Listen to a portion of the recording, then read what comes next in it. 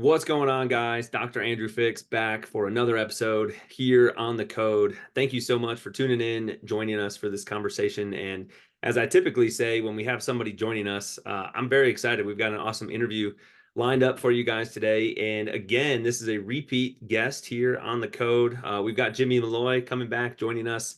To remind you guys, he is with Blue Collar Financial Advisors, and he's been running that firm for the past 11 years.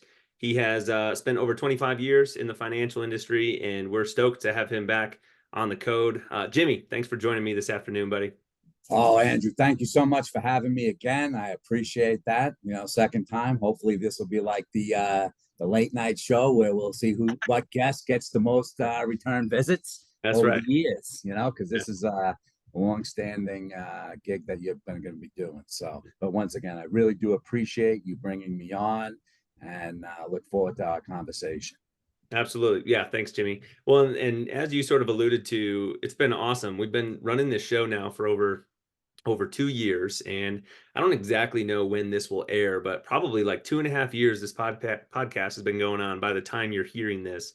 And Jimmy was one of the first people actually that I interviewed, even though we released that a bit later. He was one of the very first people I talked to on this show. And thank you all for tuning in, as I said, and listening so that we can keep this thing rolling. The show continues to grow in popularity. And what we're going to get into today is the topic of procrastination and really the cost of procrastination. And what kind of sparked this idea or this conversation coming back is I had the opportunity to hear Jimmy and watch Jimmy give a short presentation to a group of other people from a financial perspective, his expertise on what procrastination will cost you in the long run. And, we're excited to dive into that because it got me thinking about like all the other areas of our life that procrastinating will negatively impact us. Right before we hit record, I was trying to think of like, is there anything that we can do where if we procrastinate, that's going to be better? And it's really hard to come up with an answer to that. Like most things get worse if you procrastinate, not get better. So before we dive into it, Jimmy, can you just do me and all the listeners a favor and just reintroduce yourself a little bit? Tell us a little bit more about you and where did Blue Collar Financial Advisors come from? Sure. Thanks again. So, as Andrew said, I'm Jimmy Molloy, and I'm with Blue Collar Financial Advisors. So, I run a financial service practice here in the Denver metro area. I'm licensed in multiple states throughout the U.S., and I am a financial planner at heart. What does that mean? With the term financial advisors, a lot of people have a lot of different ideas as to what it is we do. Some people think it's just, oh, you handle investments. Other people know a life insurance salesman that does some part of financial planning using life insurance. But I'm a comprehensive financial planner. And at the end of the day, it is sitting down with a client and looking at all aspects of your financial picture, right? Not just your investments. It's looking at income and expenses. It's looking at risk management, fancy term for insurance. If we do look at the investments, what's the goal of the investment? And then once you identify what the goal is, then you look and say, what's the best investment vehicle for that particular goal? We look at taxes. We don't do taxes, right? We're going to work with CPAs or your tax professionals to help mitigate some of the risk, not only in the current environment, but also look at minimizing your taxes going out through your retirement years. We look at retirement planning, as well as when you get to the end of the game, what would you like to finally have happen? So we take all of that into account when we sit down. Now, that being said, does everybody need a comprehensive financial plan? It depends on their state in life and where they're at. It doesn't mean if they're not doing a comprehensive financial plan that I won't work with them. I sit down, we find out what the individual client's needs are, and then from there, can I be of service to them or direct them to somebody that can help them in a better fashion than maybe the way I'm situated. Yeah. Blue Collar Financial Advisors. I rebranded probably about 4.5 years ago. And where that came from was as people get to know me, I'm Jimmy. I'm not James Molloy the third on the 32nd floor of a high rise coming from the country club. I'm a regular guy that grew up in a blue collar neighborhood. And what blue collar stands for, in my estimation, is hardworking, regular people. And for a lot of those people, when they hear the term financial advisor, their belief is that's for rich people. And the truth is, what I do is for everyday hardworking people. Mhm. Andrew, you and I have talked in the past. It's amazing how even in your with your service as a physical therapist, people just think, oh, I have an injury. You go in, you work on my shoulder. That's it. Truly, you take a holistic view of your clients and try to get to the root problem. Very similar to what I do when it comes to somebody's financial health, but it really is for regular people because they always think, that's not for me. I don't fit that mold. So that was a long-winded answer to your question. No, no, I think it's great. And I think you just sort of like teed us up great for this conversation because procrastination is going to well, first of all, it's going to impact everybody, right? In some capacity, whether you're avoiding having a difficult conversation with somebody, or whether you want to finish that last episode on Netflix or on HBO, so you're putting off going to bed even though you know you're going to pay for it in the morning because you're going to get a few less hours of sleep, and you procrastinate going to bed so you can watch your show, or it's putting together a financial plan like you said, or rehabbing a shoulder or something. And one of the things I remember you saying when you were giving that presentation is I think you were sharing some statistics about how, like, if you started to put a saving plan in place, like a retirement plan in place, at one age compared to at a different age, how the compounding interest would build and compound over time, and like what this person would have later in life versus what this other person would have later in life, like if they started those saving plans at a different point. And I think so much of that conversation relates to the human body, and like, in if we take care of our body, what will we be able to do later in life if we exercise and eat appropriately now, compared to saying, oh, I'll do that when I turn 50, or I'll do that after I accomplish this thing that I was hoping to do. And we put off something that we know will be helpful. So I guess what I want to ask you is, when it relates to finances, what do you find in the clients that you've had the opportunity to work with, or maybe even some of the ones you have not done work with? What do you find is the main reason that people continue to put off and put off and put off? Like, they hear the information, they know that stuff could be beneficial for them to have a plan in place, to have this investment, to have this retirement vehicle, but they just don't take action on it. Like, why do people keep kicking the can down the road and procrastinating? That's a great question. And I always say it's human nature. We Mhm. believe and tell ourselves, like, and we'll use just the financial aspect of this. You're 18 and 19 years old. We've all heard our parents, whether it was our moms, our dads, an uncle, maybe a teacher in school, told us, you've heard somewhere along the lines, when you start work and pay yourself first and all that stuff. And it sounds great in theory. But when you're 18, 19, or now you're freshly out of college, your early 20s, you're just starting to work, and you look at retirement, that is so far away that you think, I've got plenty of time, you Mm-hmm. know? And another great analogy of that is when you start off, you have a goal for the year and it's January, and you're like, okay, you're starting off okay, but you don't hit that first month, but you're like, no worries. I got a whole year to make up what happened in January. And the truth is, as we get closer to December, we're like, oh my God, I'm behind the eight ball. And the same is true. It's just human nature. We believe and we tell ourselves that is so far out there that I don't have to worry about it today. I'll look at that, a little bit later. And the mantra really is, when I start making, and I hear this all the time, when I start making more money, I'll start saving for my retirement. And the truth is that won't happen, right? It's like, if you don't, it doesn't matter how much you make, it's how much you can save of what you make. And whether you're making, if you're working part time, even if it's saving 50 or $100, if you don't have that saving mentality, if you will, even if it's just a little bit, it doesn't magically appear when you start making a certain number. And I will tell you from my own personal experience, I remember being in my early 20s, and I'm working, uh, you know, um, hourly wage. And I was thinking, you'd hear people that made $100,000. And literally in my head, I thought, if I could make $100,000, I'll be on easy street, right? Right. I'll be swimming. And when I got to that point, later on in my life, I'm like, oh my God, how do I make ends meet on 100? And you're almost embarrassed. I've seen people that I know that are in, have made, a lot. When I say a lot of money, they could be in the $200,000-$300,000 a year range. So they're in a unique position, but some of them are just as bad off, if you will, financially as somebody making 75,000. And that's the truth. So it's not a magic. It doesn't just magically appear to come to us like, I've hit a number, now I will save. If you Right. don't save in the beginning, it's not like all of a sudden you're going to get better later on.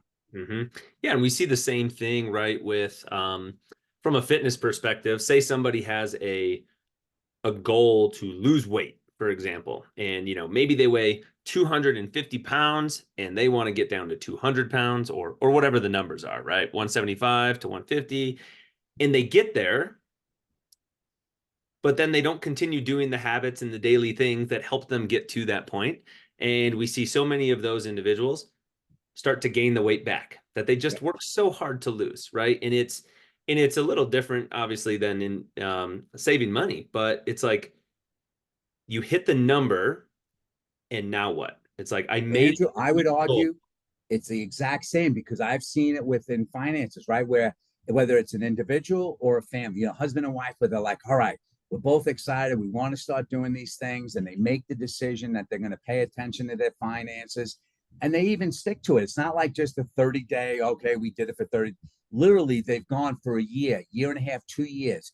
Like you said, they've created the habits and they had a number in mind that they wanted to get to in their bank account. And when they got to the number, then all of a sudden it was like we've arrived. And when I don't mean like, oh, now we're living on easy, but that number was hit.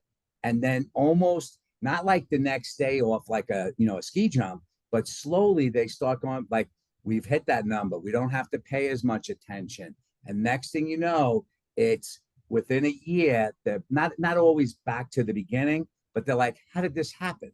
And we see it all the time. You see it in physical therapy, right? When with people that are coming in, working on their fitness and trying to get better, they rehab and they're very diligent while they're in a little bit of pain. They had a catalyst, something triggered something to make a change in their life. They did that. Now all of a sudden you've presented them with a solution and they start doing it. They start feeling better. And then at a certain point, that pain is gone. And it like once again, it's like the brain is it's a blessing and a curse, right? It's a double-edged sword.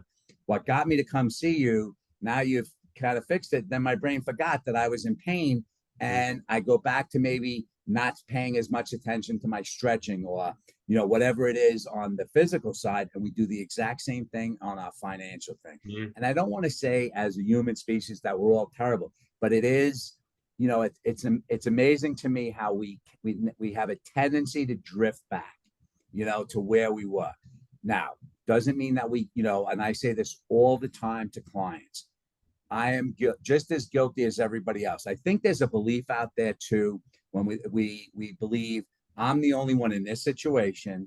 This happened to me, but everybody else is really running their financial house perfectly. I'm the only one that's made financial mistakes, or other people are really eating well and taking care and going to the gym. There's something wrong with me. That's why I don't do it.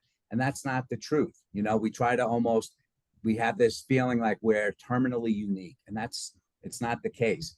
I Mhm. sit down with clients all the time, and I'll even share, if it's appropriate, some of the mistakes that I've made throughout my career. It's not just because I'm in financial services that I have not made one or two, maybe three, if you go out on a limb, some bad financial decisions. And I've done it for all the reasons that I talk to clients. It's the psychology of money. At one point, I was trying to keep a relationship again. And I thought, oh, if we just do certain things, maybe that'll do it. I knew intuitively that that's not going to work, right? But yet I did it. So we all can make emotional decisions or Hmm. whatever it is, but nobody's perfect. The challenge is being aware that it's there and not to continue to do it. And at whatever point, and we're going to talk about, you've asked a question and I'll kind of come back to that. The number of like, if you start early.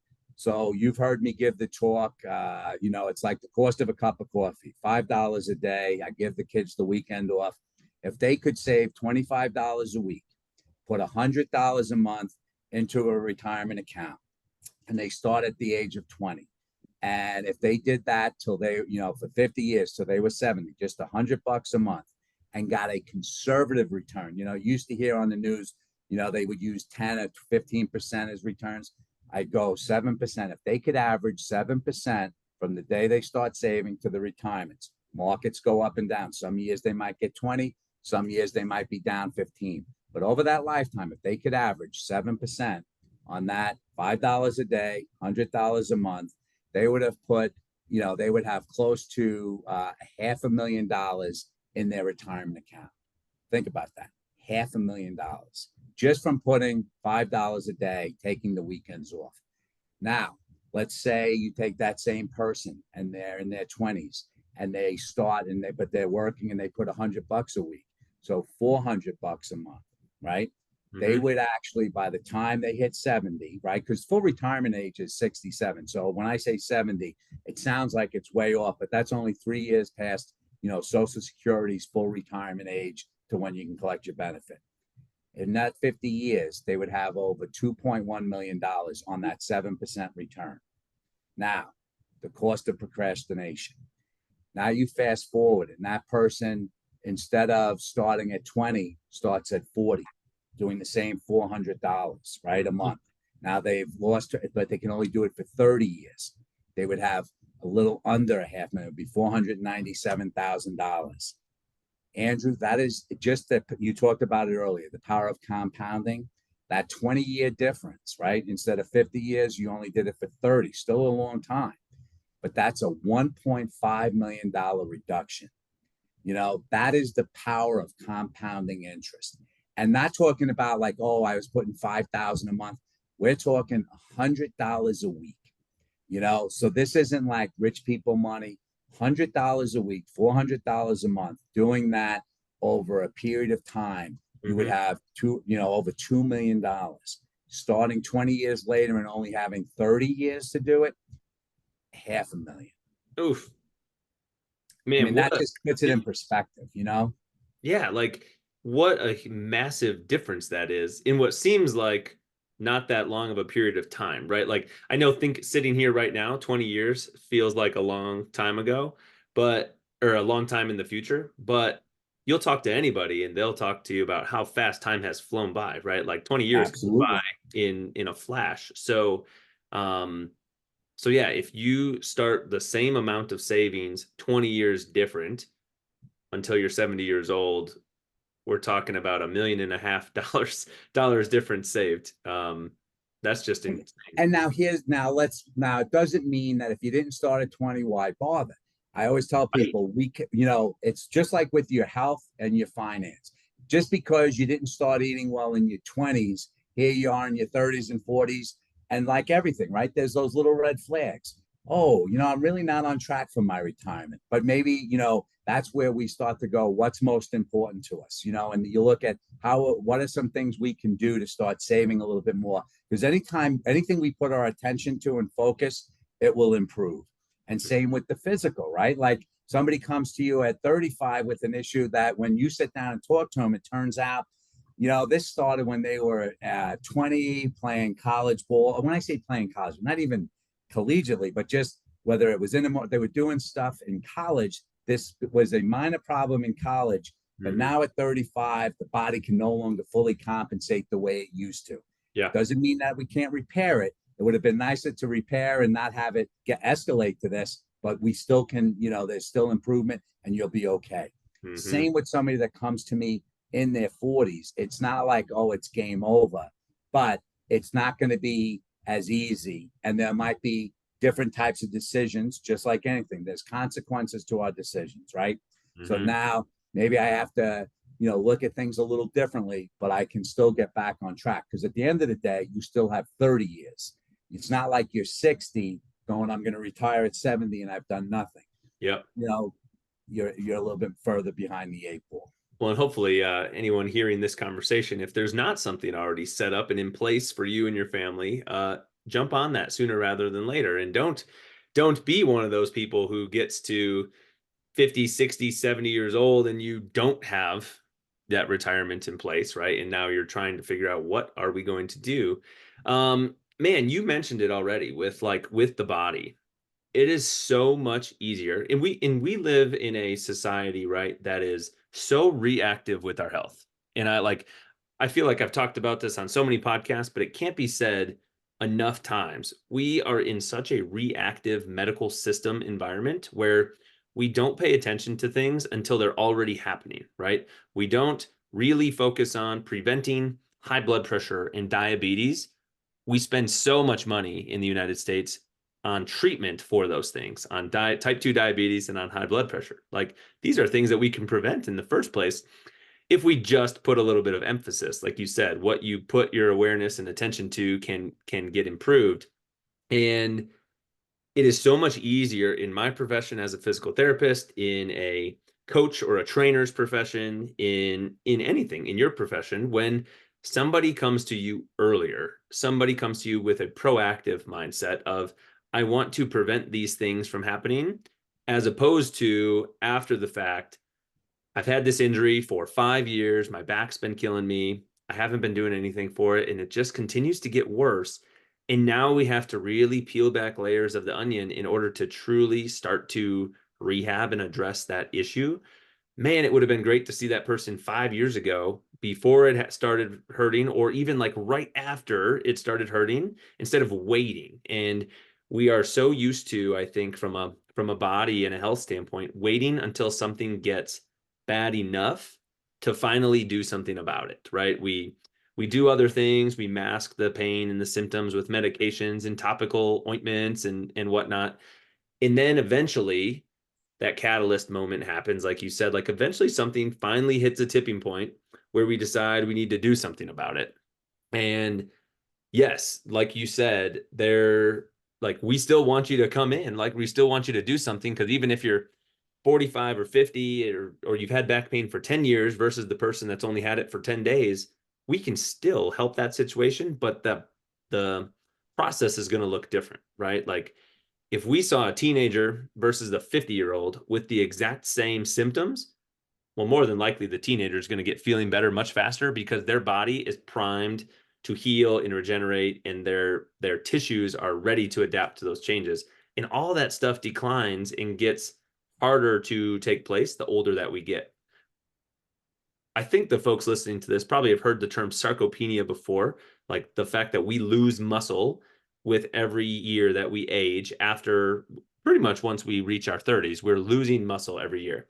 And it is so much easier to build muscle earlier in life and then maintain it as you age, as opposed to waiting until I'm already in my 50s or 60s and now saying, like, oh shoot, man, I'm really getting weaker. I need to start training and rebuilding some of the muscle that I've been losing. Like, it is so much harder to build it at that point in time. It is still possible, but it's way harder than if you would have just taken that as a priority earlier on in your life and then maintain it along the way.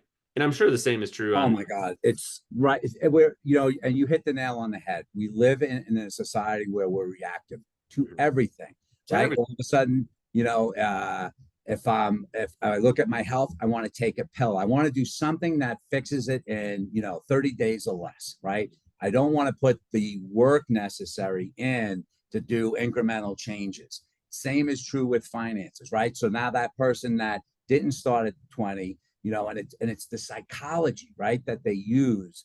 It's like, now all of a sudden they know they're behind the eight ball and they take on more risk than they really should. It's like, in your world, it's like, is there a pill, or what can I take, to fix this? What's the right?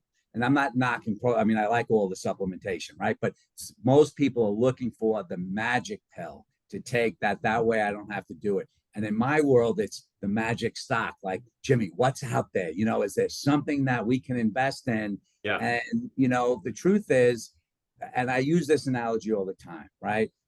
If you buy a stock, and let's just say it's in telecom, right? And you got two different phone makers.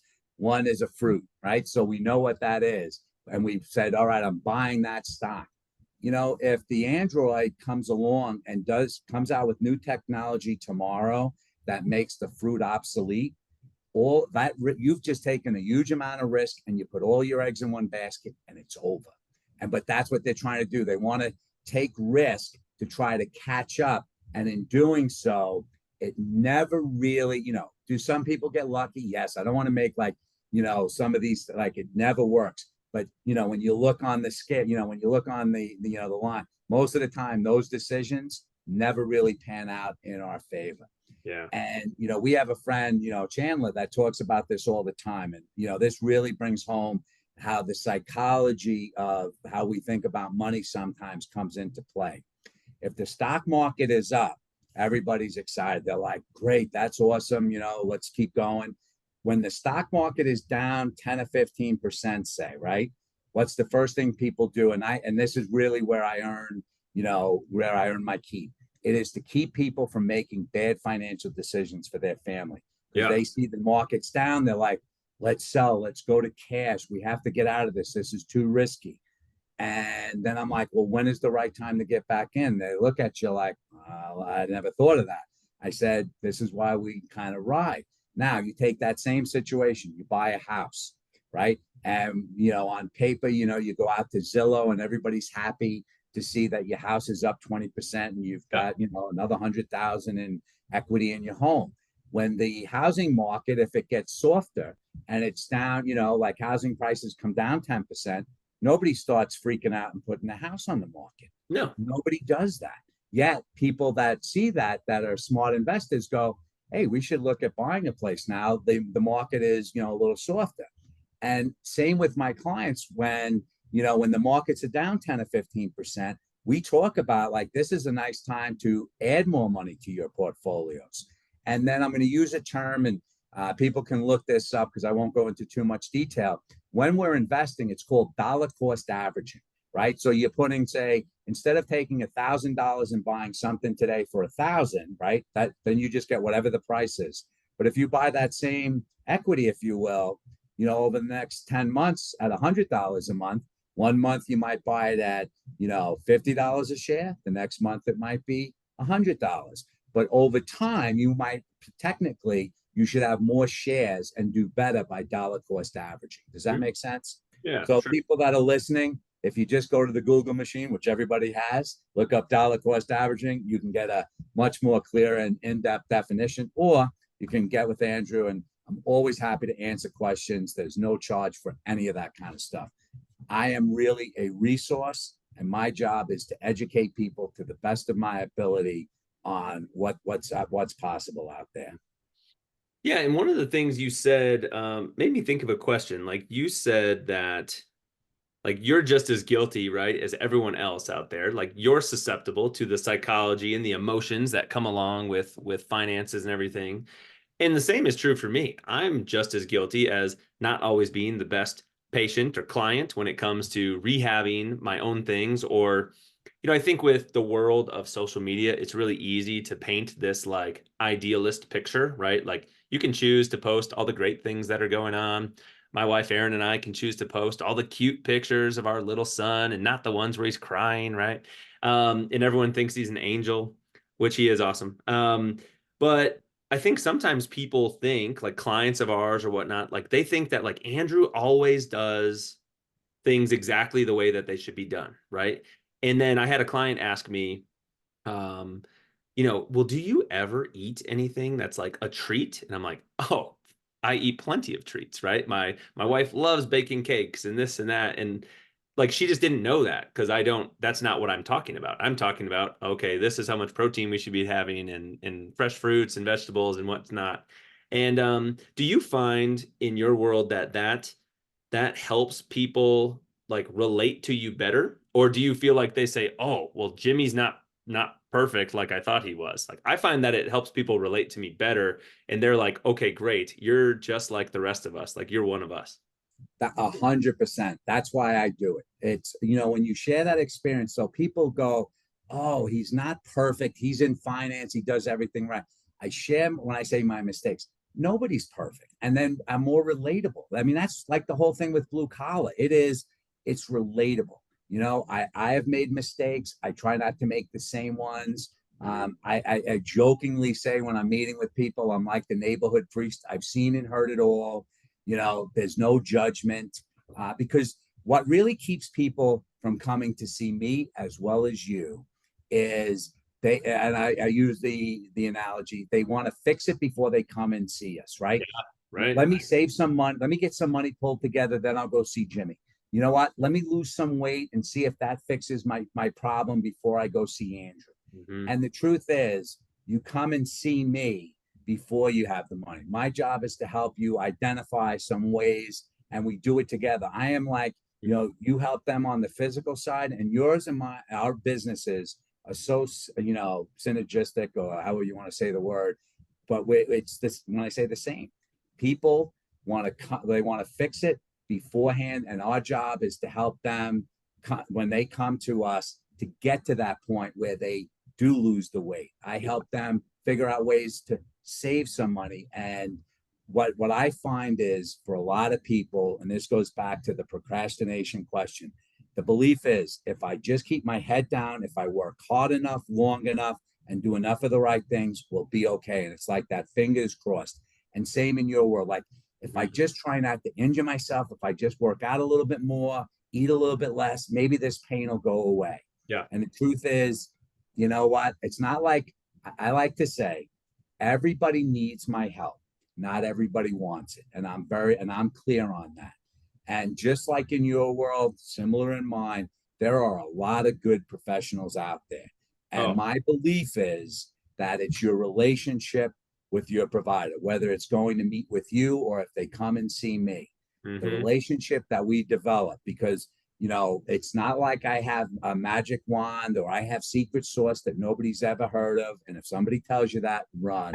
But the truth is, it's my relationship with my clients that we develop over time that adds to the value that I bring to the table. Because the more they trust, the more they're opening up and telling me what's really going on, the better able I am to help facilitate whatever they're trying to do. Similar in your world. How many times does somebody come in, they tell you like part of the problem, and they don't tell you what they're really doing to keep that injury going, only to find out after a few months, like, wait a second, this is what you're doing? Well, now we know what part of the problem is. Yeah, totally. We need to pull that curtain back to like understand the full breadth of the picture so that we can truly create a plan or recommendation that's appropriate given the situation.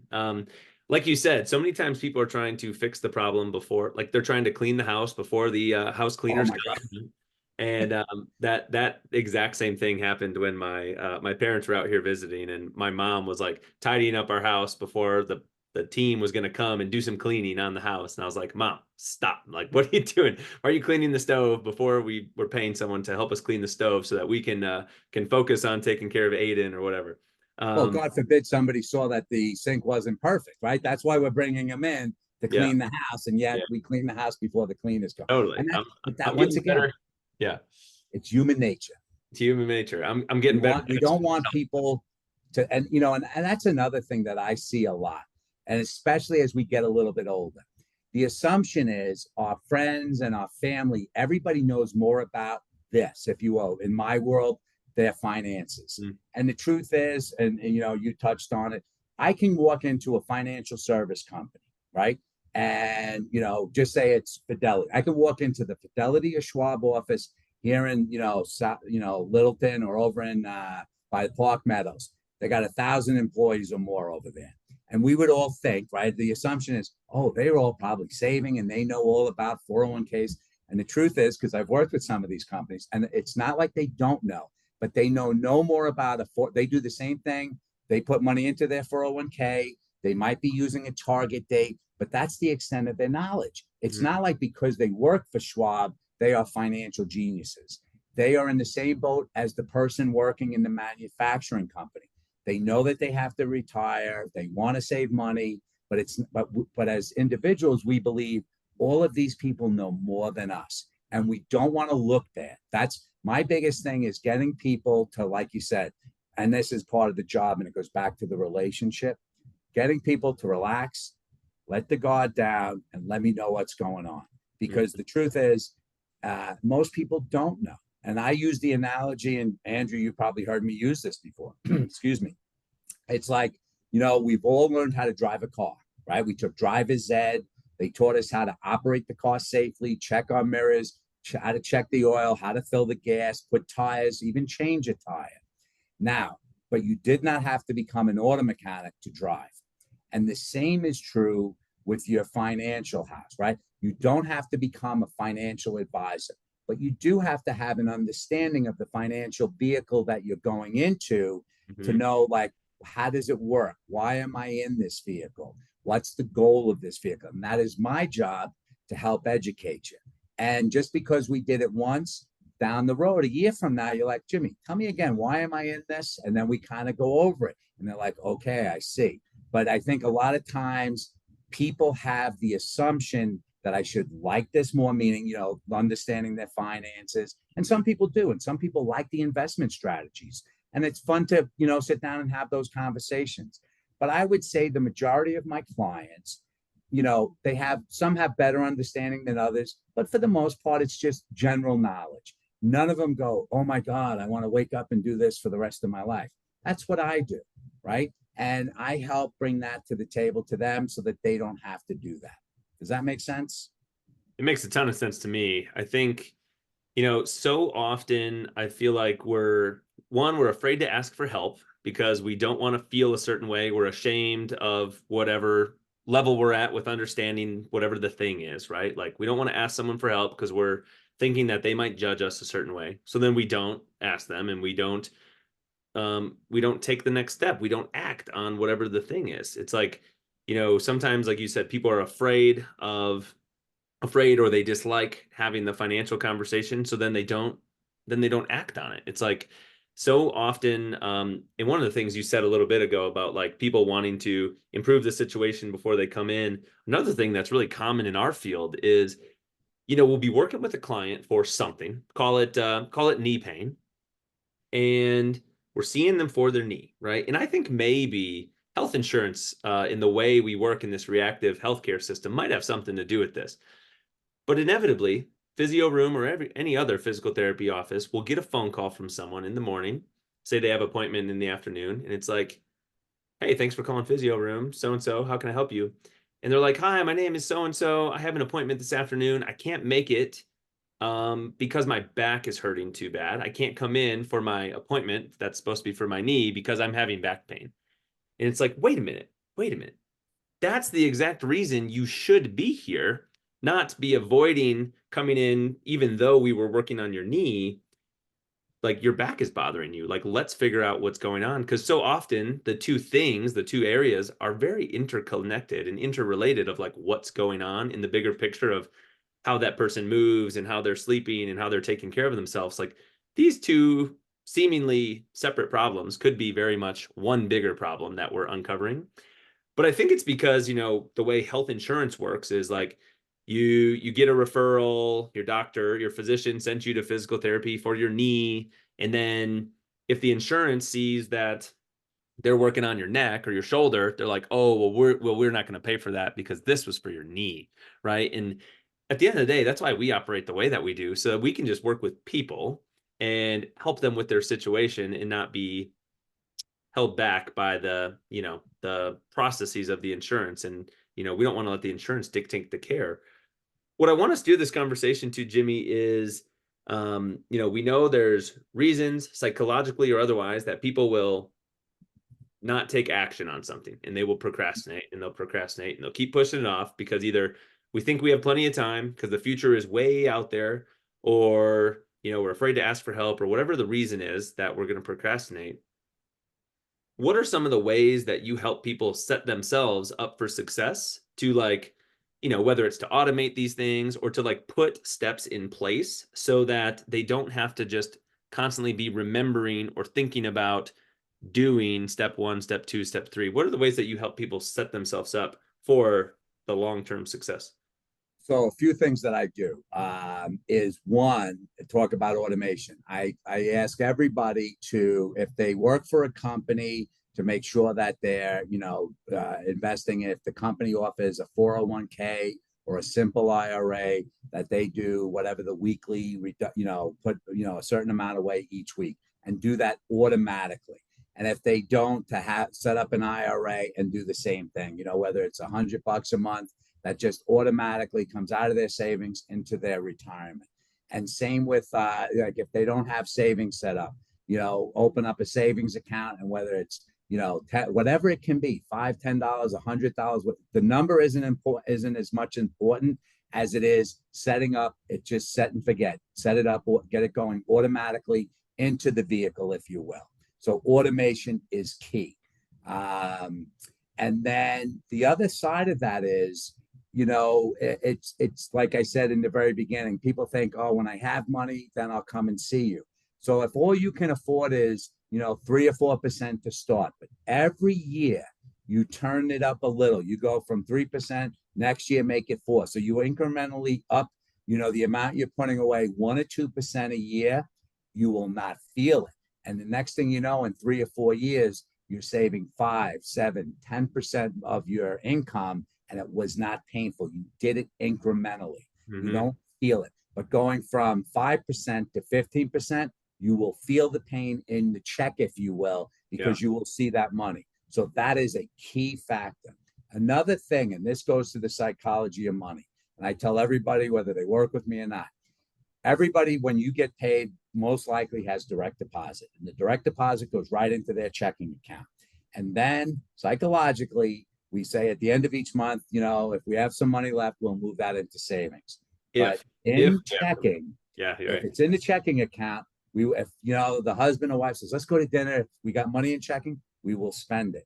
Psychologically, though, if you put the money into your you have your direct deposit go into your savings. Do not go to the nth, the last penny. Have a cushion in your checking account, a couple of $100, a couple of thousand, whatever you're comfortable with. And then each month you move over from your pay what you need to cover your bills, right? So then because in order for, even if it's to go to dinner or we're going to go up to the mountains for the weekend, if it's in savings, we always have to take that next question. Do I really want to do this? And if so, we can easily move it, but we have to make the decision where if it's in checking, we tell ourselves, all right, let's do it. Next month, we'll put more away. Okay. But if it's in savings, we have just that little thing of, do we really want to move it over into checking? So that is, and it's a game changer because it's not hard. You can still move the money within seconds, but you have to think. And when you do that, it's just saying, I really want to do this. And sometimes the answer is, probably not. I don't want, I'd rather not move the money. I'd rather, just that little pattern interrupt, if you will. So that is a great thing to do. And the other is creating a spending plan. And I want to purposely use the term spending plan. You hear a lot, and I sometimes can still probably be guilty of using the term budget, but a budget is like a diet. We'll do it for a short period of time or whatever that time length is. But once that's over, we're back to where we started. Where a spending plan is, you are devising with you as an individual or with your family as to how we want to allocate our money. So you are in the driver's seat. This isn't we have to cut, because budget is like almost like a negative connotation. I have to give something up. I can't do these things. A spending plan is you decide where you want to allocate your money to, if that makes sense. So just another one of those psychological switches that makes a world of difference as you move forward. Yeah, it's more like, what am I going to do? What am I going to spend money on instead of what am I going to avoid? The same thing works great with the nutrition side of things, right? Like back to the analogy before of like, if we have someone who maybe they need to lose weight or they want to lose weight. I don't want to say need to, although there's definitely a healthier place to be from a body composition standpoint and visceral fat and all that versus a less healthy place. But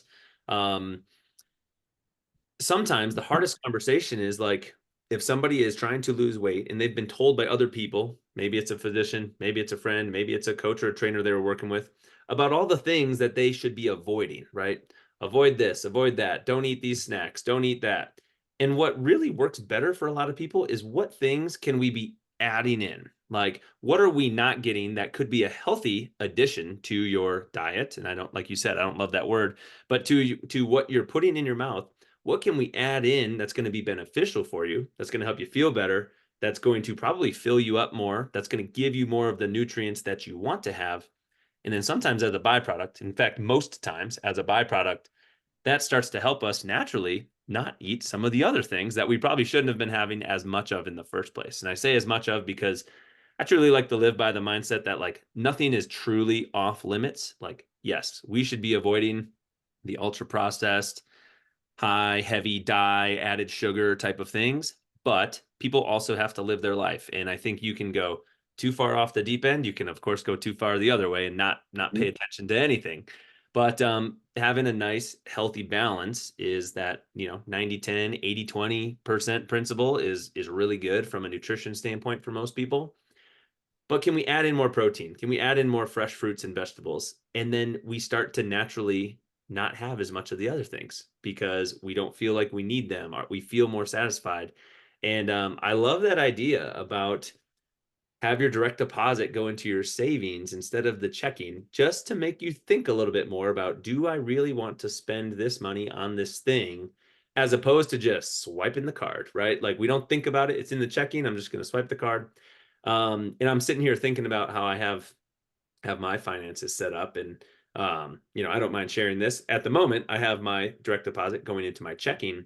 What I do have set up is I have an automatic percentage every time I get a deposit into my checking, filtering into my savings. So a percentage of every deposit that goes into my checking goes to the savings. And like you said, whether it's even just to transfer money, anytime I'm going to touch that money that's in the savings account, I think for an extra second before I do it, even if I choose to do it, which I Mhm. recently did to make a purchase that I really wanted to make.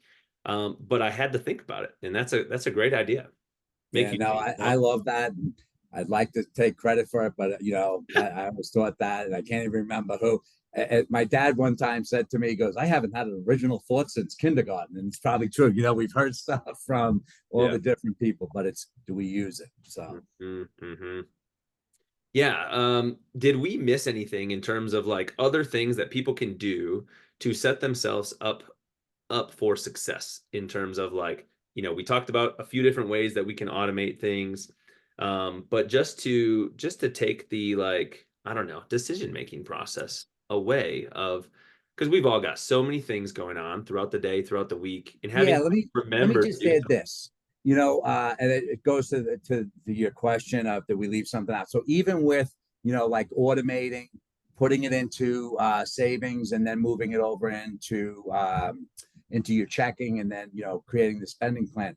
A Mhm. lot of times we keep things in our head. We don't put it down on paper, right? So just say, and I always like, I ask clients all the time, we have to figure out what does it cost to run their household on a monthly basis. And then once we do that, I kind of divide it into two columns, right? We have our fixed cost. So just say, for argument's sake, it's $5,000 a month to run your house, right? So that's 60 grand a year. So in your head, each month you're trying to, run the numbers. Where are we at this month? Am I up or down?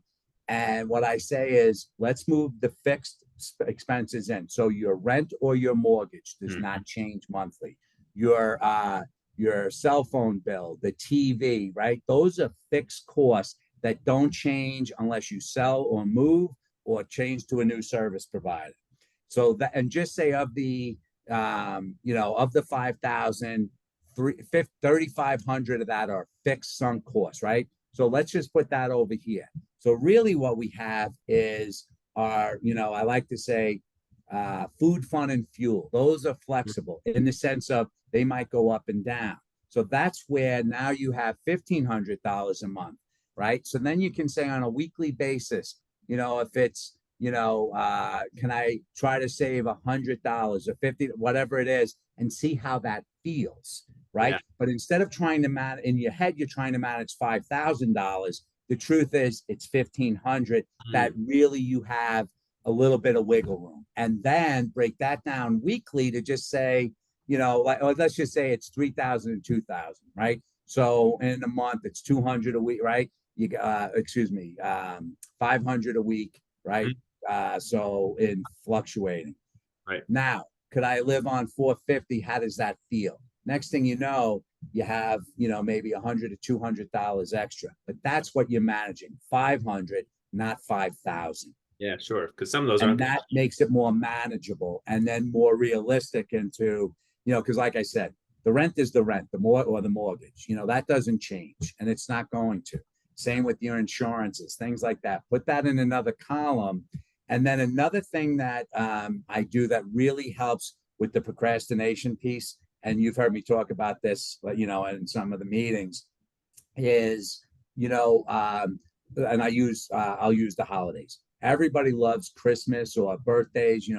We like buying gifts for other people, Mhm. and but to come up with a number like, especially if you're married, we have this idea of, the holidays are going to come, and but then we feel guilty. We feel guilty with vacation. So whether it's a vacation fund, a holiday fund, just and then earmark as a group, as a team, come up with, what I want to have, $2,000 or $2,400 to spend on Christmas. So put $200 a month earmarked away. Doesn't mean you have to go and open up if separate accounts. If you're a little disorganized and setting up a separate account is better for you, then do that. But if you're good about just like earmarking, 2,400 is for Christmas, or if we know we love going on vacation, and we allocate $5,000 a year for our vacation fund, and we put that money away. Then when we go on vacation, that money is there. So if we want to go out and buy $100 bottle of wine or eat a lobster, whatever it is that we normally wouldn't eat, we've done that, and we reduce the guilt. But what usually happens? We go away on vacation.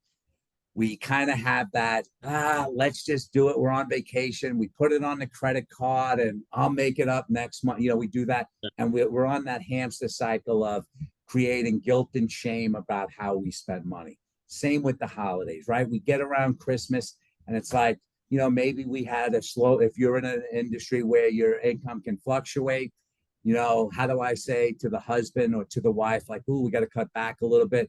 They didn't do anything. It's just now things are a little tight. So then we say we put the Christmas on the credit card, and thinking, once again, we've got time. I'll make it up next year. And next thing you know, we're paying off a $5,000 holiday bill for the next 2 or 3 years. Does that make sense? So if we can really set up something, like I said, you don't have to open up 50 different accounts, but to have things earmarked for what it is we like to do, that removes the guilt and the shame that we will put on ourselves if and when the time comes when we feel like, should I really do this? And I didn't really allocate this. And when we don't know really our expenses and the income and expenses, then sometimes we make those decisions with our fingers crossed, like, oh, I hope this doesn't put us underwater for a while. Yeah, and that's a dangerous place to be, right? That's like a Absolutely. game that you may not like the outcome if you play that very But I'll often. tell you, from a relationship, like you do, just those two things, right? Like setting up where you earmark, and each family's different. Some people are like, oh, I like spend. You find what you want, that spending plan. You find where you want to allocate. But if you're a gift giver and you love that, and I don't want anybody, telling me what I can or can't do come holiday time. We earmark it. We put that money away, and short of somebody lost their job or something like that, then you get to go shopping guilt free and do as you wish. Yeah. Same with vacation, same or whatever it is. It's you could have some people I know do it for kids' education. They Yep. want to have that money there so that when even in high school, they want their kid to go to that type of school, and it's guilt free. It's Yeah. not like I'm going to use my retirement money to supplement my child. I want my child to have this education, and yet inadvertently, what I'm doing is I'm burdening my child with my end of life care because I used money that I really didn't, that it was supposed to be for me, for them, thinking like I want to be a good parent. And it just, That's where you see some of the tragic things later on.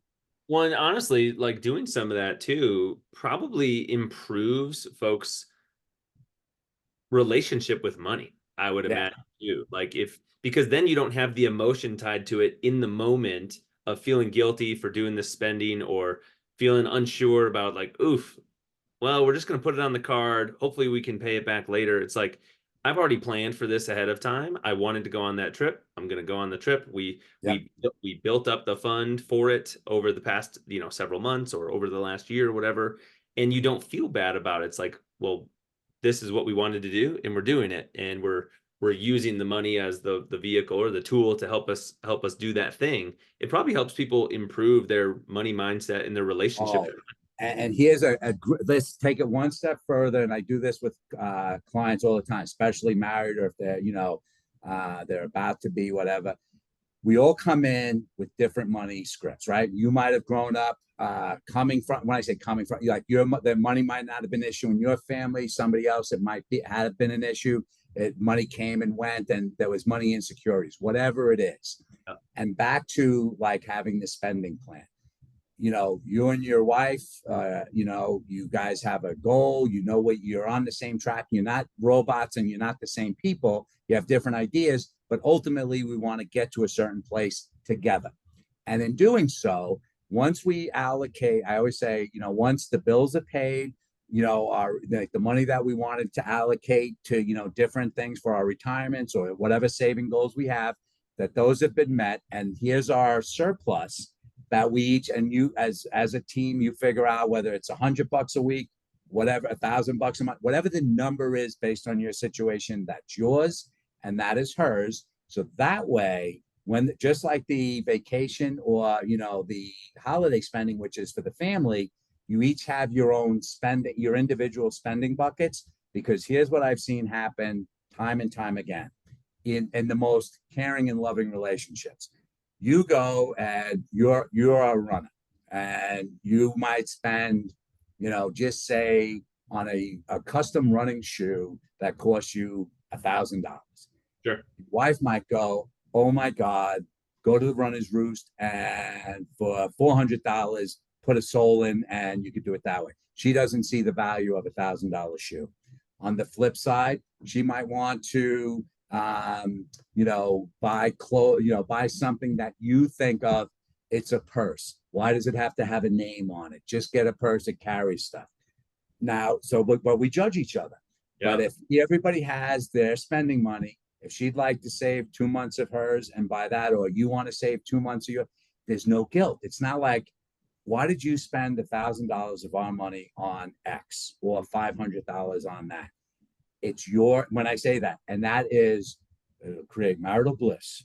I'm a finance guy, but I can, be a marriage counselor at times free of charge. Yeah, no, I mean, and we all do that, right? Like we all, even if we're not, intending to be mean about it, like we all judge other people's purchases based Yeah. off of our own beliefs and our like what we think, right? And we're not the one making the decision. So like that's a great idea because, people are going to spend money on different things for different reasons. And And what makes you happy and what you think is a good spend, somebody else. And I always think I had a neighbor many years ago, and he was a great guy. And he said, and he put this in, and this is just funny that it just came to me.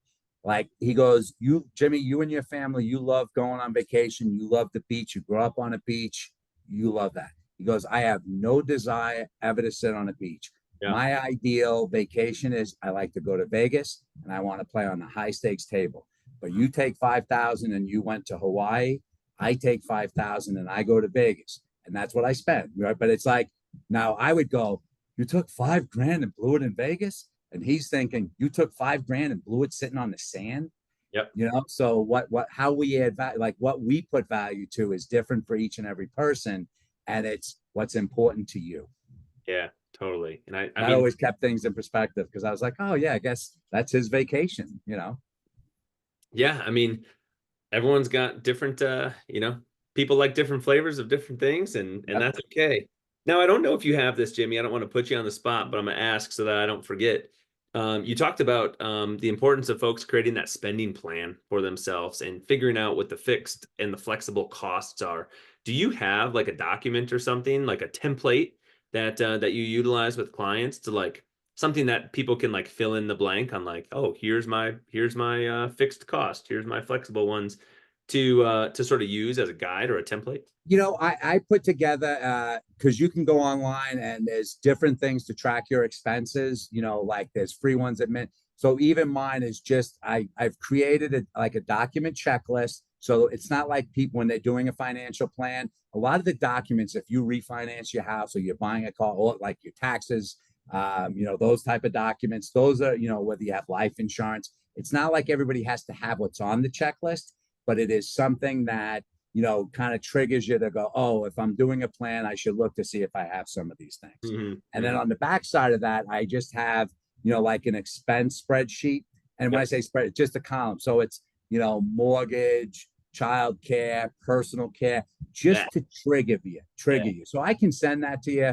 And if you wanted to post it up on the site so anybody can use it. But it's really a way for people, because here's what happens in our heads. We all know, like, okay, I can run through the numbers pretty quick. I know what the mortgage is. I know what my cell phone, but you know where we lose? Like, oh, I only pay my car insurance twice a year, right? I get a 6-month bill. So I leave that out. And the next thing you know, April, June comes around. It's like, holy crap, I got a $1,200 bill that I wasn't planning for. So when I look at all the expenses, even though we're going to pay that twice a year, I calculate that into the monthly expenses of running the household. So that's one of those things like, like homeowners insurance that comes out, different bills like our tags. Here in Colorado, if you buy a new car, it's Yeah. no longer, it's an actual chunk of change that you have to pay to get your tags. So, Yeah. but it's once a year, but we want to calculate that into the monthly expenses. Yeah, So, that's smart to like factor in what is that divided out over the year because it's still coming out, right? It's coming yep. out of the account no matter what. And you know, we want to make sure things are balancing out and leaving you some surplus to set yourself up for down the road. So, yeah, I would And love to one of the know. things, too, and I think I might have mentioned this earlier, and I always say this: there is never a cost to have a conversation with me, Mhm. right? It is because my belief is, and I've been asked this question over the years: do I have a minimum of what I would work with somebody? And I don't, and I intentionally don't have a minimum because if somebody is just starting out, like we talked earlier, if they're 19, 20, just or freshly out of college and they're starting, and for me to open up an IRA or a Roth IRA, but they're engaged and they really look, I love getting somebody on the right track. It is not like it doesn't take a ton of my time. And to me, if you're engaged in your financial future, I will be engaged. Mhm. I cannot care more about your finances than you do. And sometimes, those younger people, I start them off and then you never know where they go. And it's just, to me, that's good to be of service. Now, maybe down the road, they get a great job. They're going to need more planning. And it wasn't like, oh, I can't talk to you. You have no money. So I really don't have minimums. And same on the flip side, where if a family is really strapped, but they come to me, sometimes there's just not much I can do. But if I can at least help, like, say, here are some things that you can start to do. If you do this, come back. I'm happy to help look at this with you. I love doing those kind of things. So Yep. really, when people come in, we're going to have a conversation. Yep. And then we're going to see from that conversation if you need help. And if so, do you want mine? And what does that look like? Yeah, totally. Yeah, and man, you're so right. I just absolutely love when we have somebody that comes in the office in our world and they are just so motivated. They're ready to make the changes and go through the process that it's going to take to achieve the outcome that they're looking for. But it's not ours, right? Like we are going to be as invested and motivated in the process to help that person get back to the things they want to do as it appears that they are, right? As Yep. but we know Well, when people are doing the things at home that we want them to do versus when they're not. Like, we can tell based on, how motivated are they? And it is just so great to work with someone who's like, they yeah. want it, like, because we can't want it more than they do. And Yeah. And it's, and that's the hard part, right? Like I said earlier, everybody needs my help. Not everybody wants it. mhm. So, and then, and I've learned over the years, there are people like sometimes you'll have somebody come in and when I say argumentative, they want to like, why do you do it this way? Why do you do and like, maybe we're not the right fit. Like somebody that comes in and starts questioning you as to your modality of, you're a doctor, you went to all this schooling, and sometimes they don't know that they're questioning. So sometimes it's just educating them on to, oh, this is why I do something. I'm Yeah. talking about the person that's coming in, going to almost tell you how to do your job on how to fix them. Mhm. That's not a good fit, right? I really look for somebody, and just like you, that's looking for a trusted advisor, somebody that says, hey, at the end of the day, I am not God. I am not infallible. It's not like I can't make a mistake, but I never kid myself. This is your money. This is your health, right? So when somebody comes in, this isn't monopoly money that I get to play with, and I hope it works out. I Yeah. will be a good steward. I take this very serious. And the truth is, this is the stuff that keeps me up at night at times. Like, I can't control the markets, but I know when the markets are really volatile like that, I'm not going to lie, I am not unaffected. I know that people are worried, they're scared. Yeah. And even me, I'm like, Jimmy, you like, people have trusted you with their life savings, if you will. Yeah. And I do not take that responsibility. Sounds good, but it does. It really gets to you at times, especially when the markets are volatile, Yeah. and that people are scared. Yeah, that's for sure. Like, because sometimes for you and definitely for me, people are coming to us oftentimes in when they're in a really bad place, right? And we really take that seriously that like we're trying to impart as best of care and as best of our recommendations every single time as we can to help them continue to move the needle forward. And sometimes people have like people might feel more discomfort after a session or something like that. And that's the stuff that keeps therapists up at night. It's like we want people to feel better, right? We're not obviously Yeah, trying to make them feel worse by some modality or some exercise that we have them do, but every piece of information is just a new data point for us to that learn along the way because people are going to have different responses to things. Well, you teed us up for this, Jimmy, as we wind things down, but you said that there's never a cost of like a consultation and to have a conversation with you. What's the best way for people to get in touch with you if they do want to take you up on just having a chat to talk about where they're at? Okay, a couple of ways. You can go to my website at bluecollarfinancialadvisors.com and schedule a consultation there. My email is Jimmy at bluecollarfa frankanthony.com. And my office phone number is 303-626-2443.